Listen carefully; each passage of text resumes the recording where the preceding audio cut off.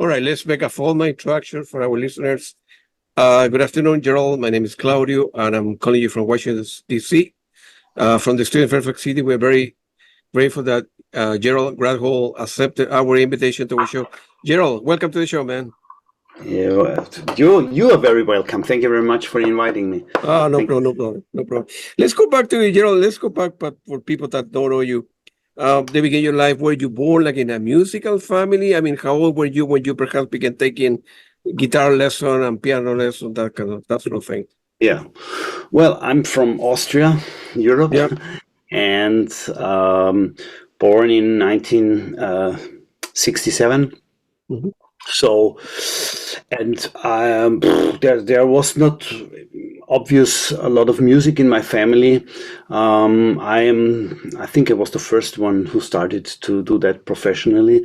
But later on, I heard that my grandfather was conducting a small combo, and they made some public music. So there is something in the family of my mother. Well, and then I started. When I was very little, I hit everything with everything I found, every pot and so I wanted to become a drummer, but later on I decided to become a guitarist, and I think I started with 10 years or so. When I was 10, classical guitar, like everybody starts, and then in one lesson my classical teacher showed me the minor pentatonic, and he said you can play solo over every song with this scale, and that was it for me. And I said, okay, yes, I want to do that. And from that on I was totally into the electric guitar and all kind of popular music, starting with rock music, hard rock, and later on I switched to jazz or jazz related music, let's say it like that. I got you. What do you remember the first band that you were into? You were in high school in Germany, what they call the gymnasium, right? So I don't know if but I'm not from Germany. I'm from Austria. No, I know. No, my first band. You mean my first band? Like in high school, or it was in I think it was still in I don't know what it is in English. In Austria you have the elementary school, and the next step, don't know what it is. Yeah, when you were, let's say, 14 to 18. Yeah, now before get together to form a band. Nope. But I started playing in a band before, when I was 12, 13, 14 or something like that. We had a band just with a acoustic guitar and an out of tune piano and some drum set, and we made some pop music. And later on, so in high school, as you mentioned, I joined a band called Trucker. It was a hard rock band. Wow! Yeah, I did some hard rock and rock music for until 18 or 19, and when I wanted to study music and guitar, I slowly switched into jazz or jazz-related music.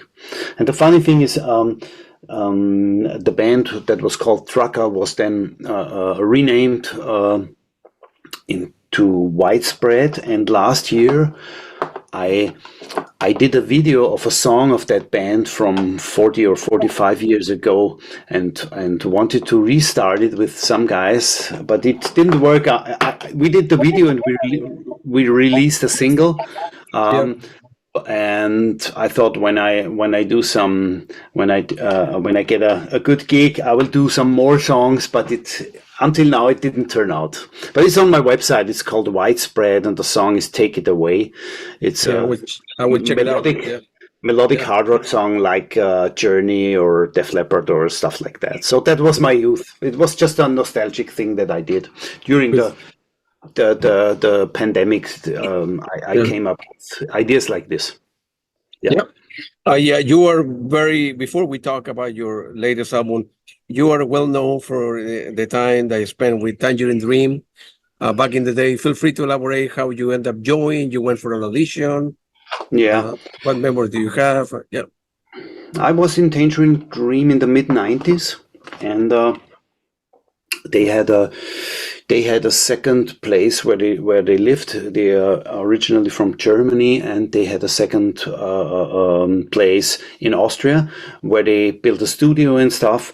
And they recorded there some records. And through a friend of mine, he got to know them because he was living in the same town where they built the studio. And he heard that they are looking for a guitarist to play on their records, a local guitarist. And then he called me and asked me and connected us, and I went there and I had a short audition, and then I recorded with them, so I got the job. That's the short version of it. It was nice. I played a few gigs, not too much, but some stuff in Europe, Poland and Great Britain, and so.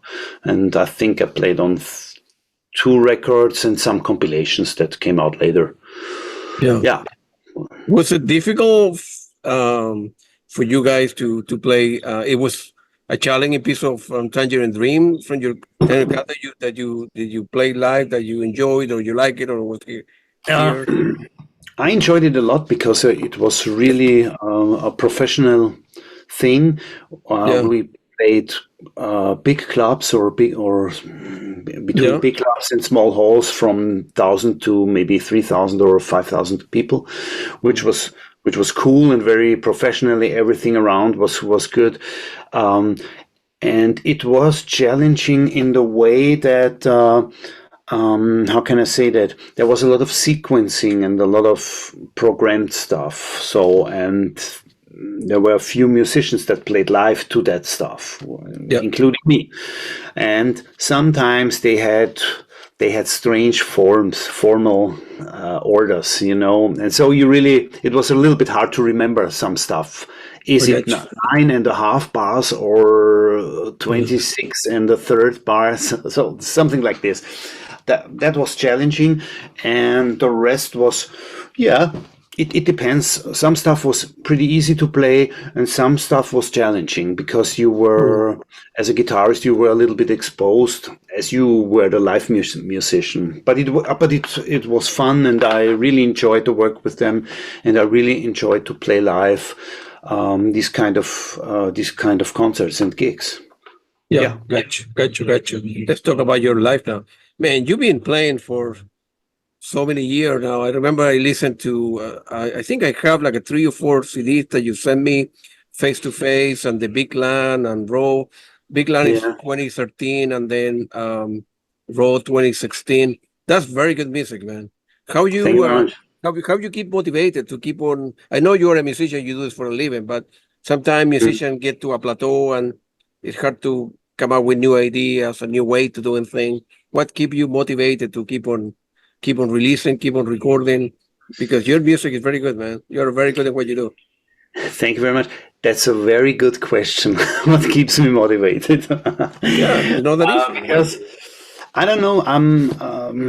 I think I have to do it because I have some kind of, or maybe everybody has some kind of creative output, and my creative output is to write songs with the music that I love, and to play these songs live with guys that I like. And I need it because I think that's what I think. When you play a lot of jobs, it can get boring. But if you always keep on doing your own music, you always have this as some kind of a variation of the normal professional musician's life. And then when I do my own stuff, or I have the opportunity to play my own music, I really enjoy to play others' music then, because I don't know how to express it, the right word in English, but the variation is something that keeps me going. That's right. Yeah. I'm happy that I started years ago composing my own music, and I just like it. I just like to do it. Although I have to say it's not getting easier. I would say it's getting even more difficult because the record industry is so down here, and Spotify and the digital companies, they don't pay good money. So, and the only thing is how you can sell some CDs is through your website or through when you play live. And so this is why I still try to play live and do that. And I have to say, it's one of the coolest things to be on stage with people you like in front of people who like the music. So yeah, because as you say, nowadays fewer and fewer people are buying CDs at Vienna, but I suppose that you must have like a merchandise put at the end of the show that people can buy CD, vinyl, or T-shirt, and then you end up signing, and that way you can recover the investment a little bit because Spotify will give you $5 a month or something, right? So you couldn't. So you're lucky when you get $5, or even that, right? Are you still teaching at the university, Gerald? Yeah. I'm still teaching. It's some kind of full-time job now, and I have a few years left. But I really enjoyed it because this is also a thing maybe that keeps you motivated when you have young students who really care about music and love to play, and they challenge you because he knows this and that and wants to know this and that. That's really challenging sometimes, and keeps me fresh too. So I have to deal with the same things. Maybe they want to know or have to learn some things that I didn't do for a longer time. So I have again the chance to work on that on myself. So that's very cool, and I like it a lot. Any of your kids? I think you have kids that are like 18 or 20 or something. I would remember that we talk about that. Any of them are musicians? No. They are all some kind of musical, and my daughter is already 31, and I'm a grandpa since 1 year. So all right, this is how life goes. Yeah, but it's great. She is a very talented singer, but she never wanted to do it professionally. And but sometimes we do some things together. Or she sometimes sings weddings and so.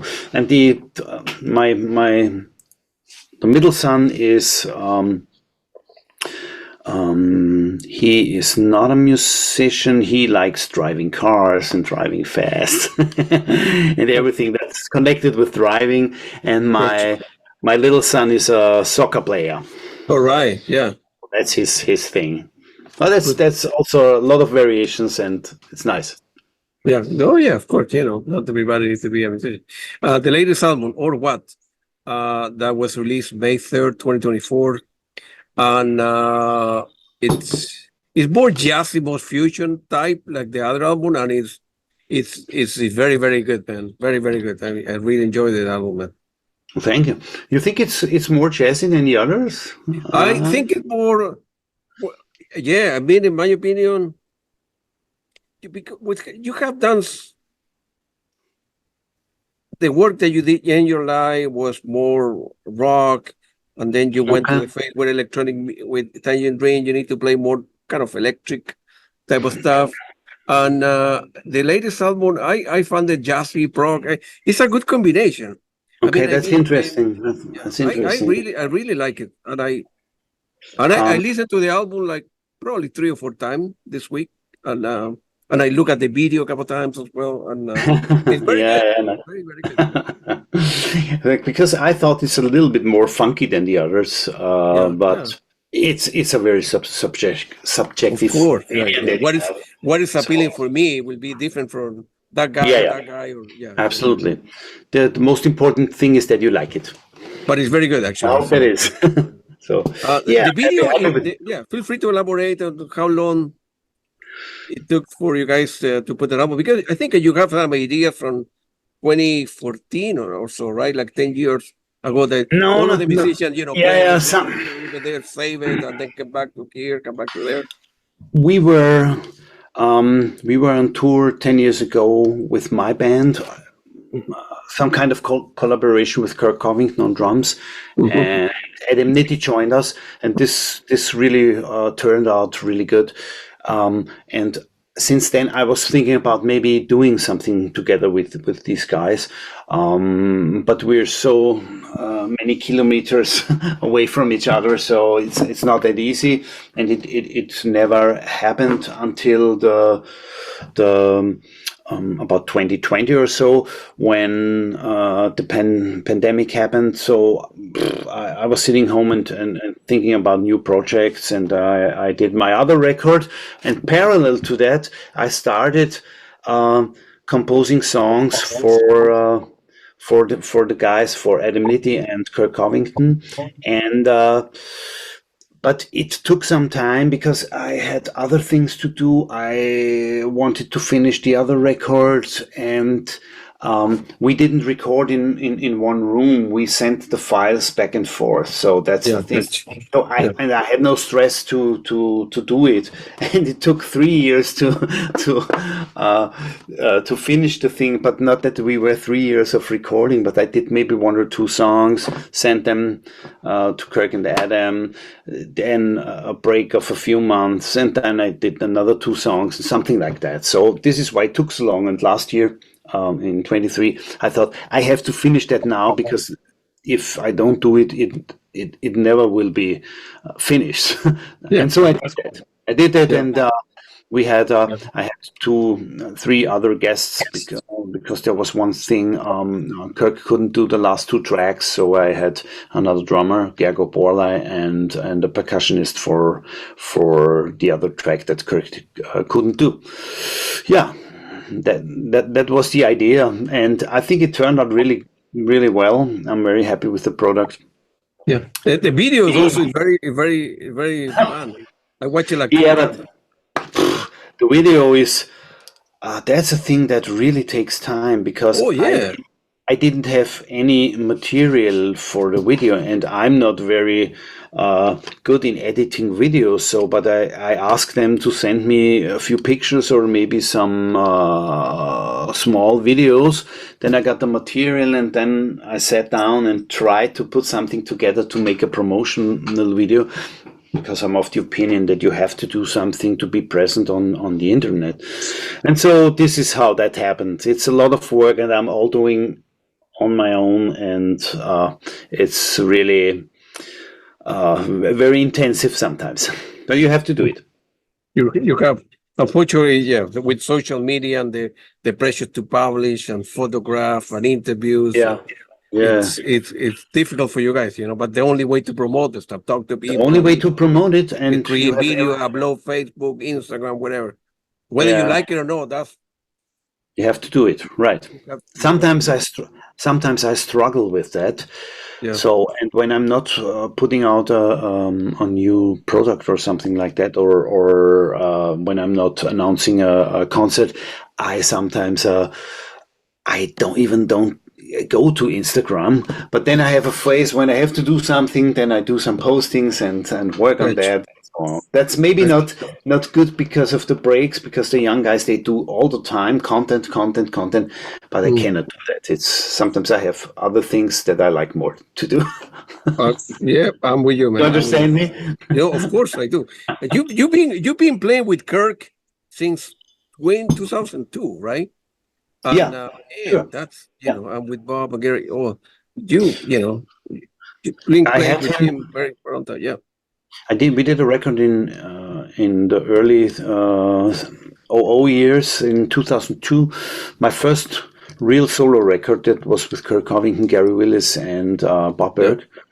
And since that time, I know Kirk, and we are still in contact, and always stayed in contact, and try to do something. And he was a few times here to play with me, and I really really enjoyed playing live with him. It's he's musically he's absolutely outstanding, and on stage he's a monster. Very Nice. inspiring. Good for you. You're going to be touring, and actually, you're playing tonight, man. That's what we do. Yeah. You early. You're playing in in Austria today and in Vienna in the 12th, right? Yeah. Right. But today I'm playing something completely different. It's I see. more a job with a singer, with a great singer here in Austria, Vienna, and we're playing some kind of soul, R&B, funky pop stuff. But I really enjoyed that. It's a very good musicians, good band, good singer. So I like to do it. On the 12th of June, yeah, we're playing in Austria. The first gig here in Austria with the new program. We did a Slovakian tour a few weeks ago, which was very cool.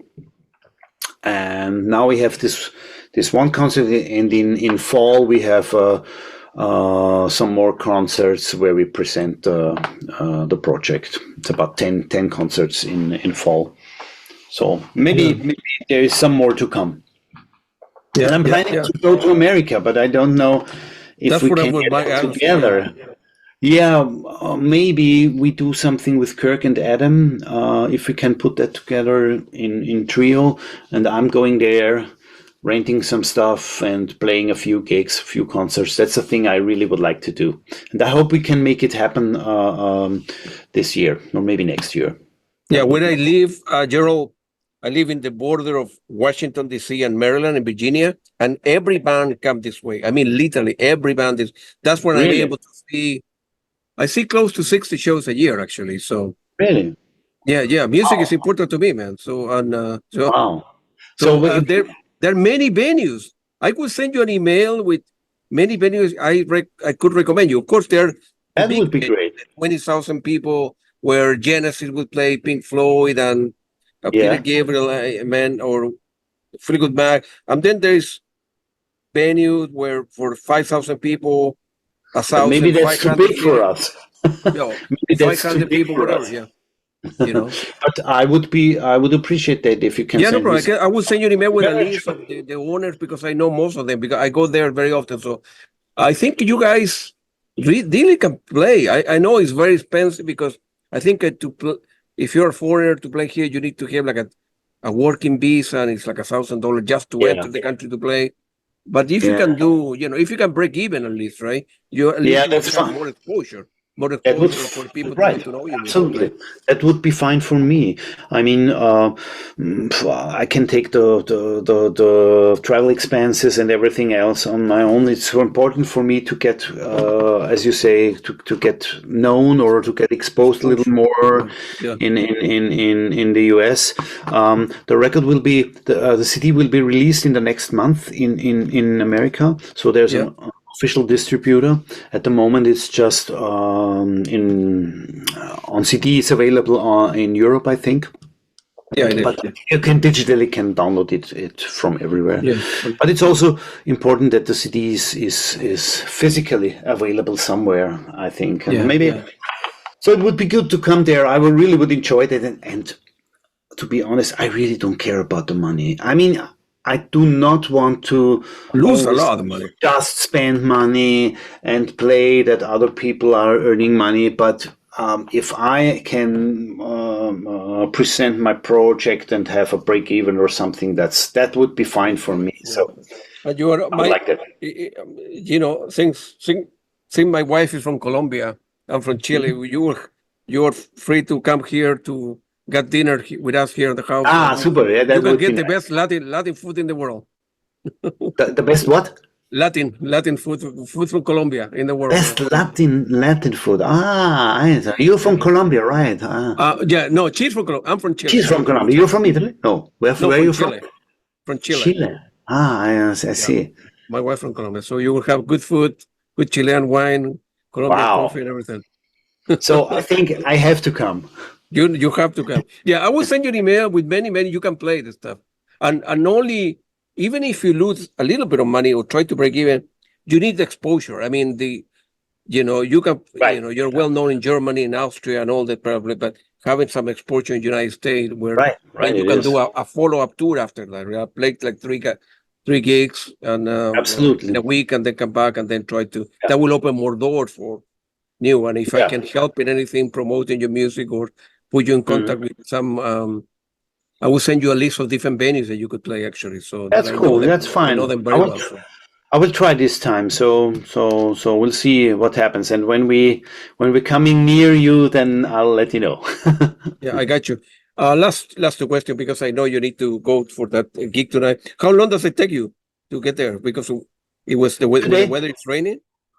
Yeah, it's raining and it's Friday. So usually, normally it doesn't take too long. It's about an hour. But today, I think everybody's driving slow, and a lot of traffic will be 1.5 or 2 hours. And we have sound check at 4 p.m. or set up at 4 p.m. I'll be a little bit late. I already told them, but that's fine. Yeah, the last question then. When you're driving tonight, what kind of music you listen in the car? You have like a CD player that you listen to. What kind of music you listen to? I listen to really a lot of different stuff, and I have some kind of playlist that's called What I Like, and I put everything in there that I hear. I use some digital platforms to discover new music, and when I like something, I put it in that list. So you could hear there some jazz rock. You could also hear core metal or rhythm and blues or R&B. It's really from I don't know, Susan Tedeschi to whatever, to Slipknot and Scott Henderson, all mixed up. I like music that has a good vibe and how can I say that? A good groove. I don't like every hard rock or every metal or every jazz. But there are some things that I like, and this is what I'm listening to.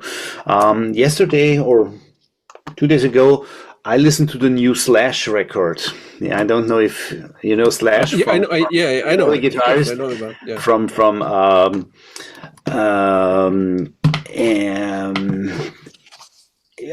I think he had some guest singers, and it's really cool. So sometimes I listen to things like that, but I also love to listen to Pat Metheny or I don't know, Wayne Krantz is one of my favorite guitarists, Scott Henderson, and stuff like that. And I'm always trying to catch new stuff, and this is why I'm listening to Release Radar, and 90%. I don't like, but there are 10% in there that I like, and then I put it into my playlist, and maybe that's what I'm listening to.